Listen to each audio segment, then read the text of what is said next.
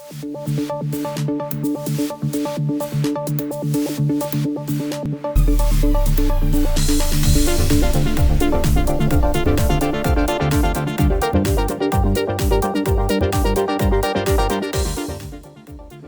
there, this is Roberto Matthews with another Adobe Muse tip.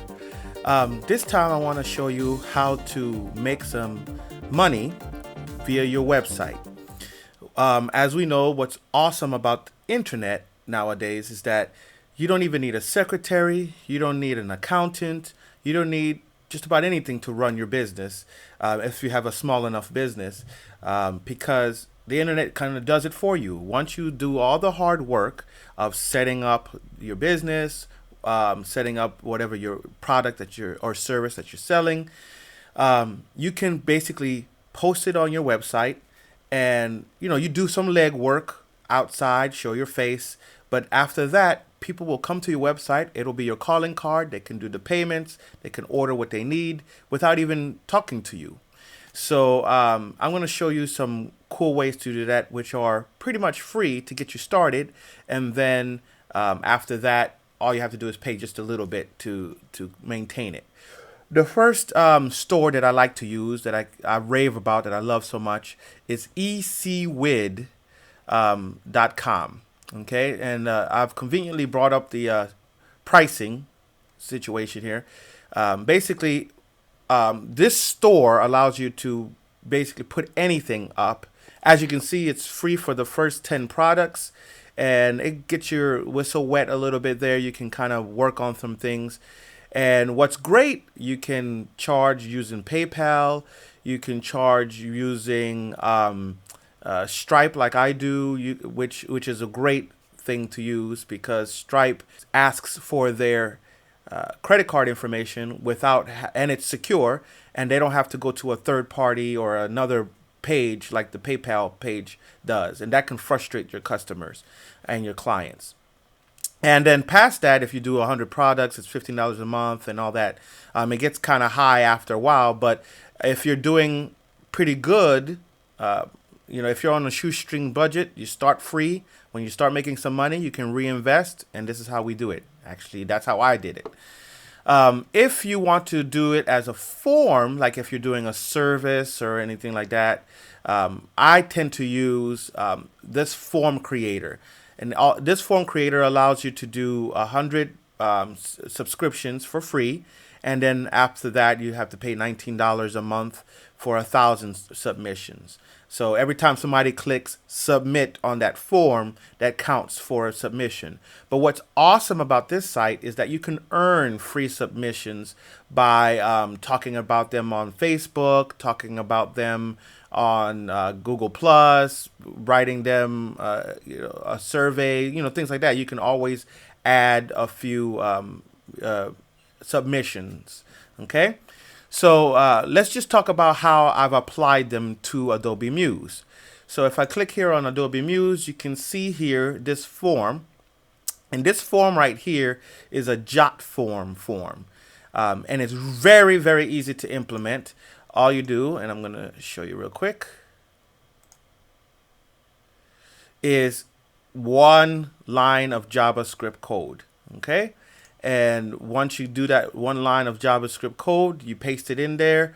What I love about Adobe Muse is it allows the people to, allows me to push down, dynamically expand my page, so I don't have to worry about scrolling or anything like that, like I used to in years prior.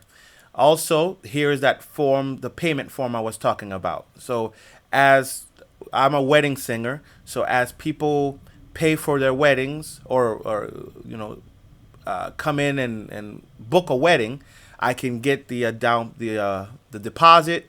I can have their balance paid, or if they choose to pay fully, they can do that all right here, and they don't have to go to any other page. Boom, it's done. And here's the same thing in the phone version. Also, what's great about JotForm is that they have their responsive forms. So it's the exact same form, but when they call it up on their phone, it's conveniently done this way. And all they have to do is scroll down, and here you have the payment on via their phone. I never recommend to my clients to pay via the phone, but hey, that's the way they do it nowadays. Okay. As far as the ECWID store, here I have my publications page, and the publications page doesn't show up. Unfortunately, it doesn't show up just like this Google ad doesn't show up on the editing page or in the design page. But here's that same one line of code to be able to do the ECWID store. So let me show you real quick how that store looks. Let's do a preview the page here.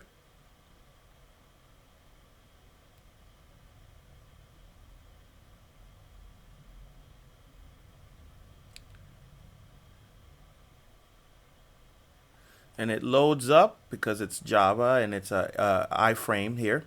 And here's their store. And the store does need a little bit of scrolling, but I have no problems with it. And on this page, what I usually do is put my my items that I want to sell. And in this case, it's music that I've redone for people. And they come here and they click, and the store does everything for you. All you have to do is set up the payment processor. In my case, I use Stripe, as I said before, and the payments come through. Here is the phone version. Again, the preview doesn't come up, but as you can see, it's the same code. Not a problem with the coding. And let's do a preview here.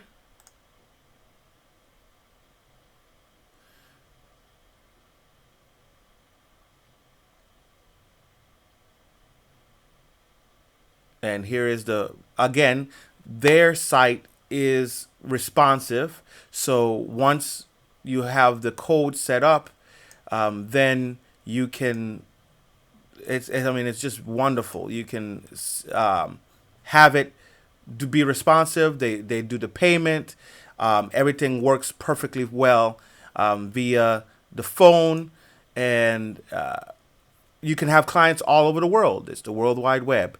So this is just an example of what you can do with your Adobe Muse, and if you have the options, if you want the options of either doing a form so that they can buy your items or your services, or if you wanted to do it via a store. And also what's great about this store, as you saw on my website, you can sell digital items.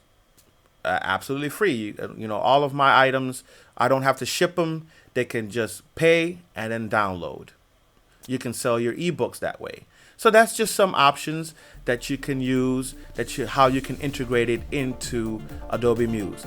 If you want some information on exactly how to do the implementation, let me know and I'll get you a new video on how to do that. Thank you very much.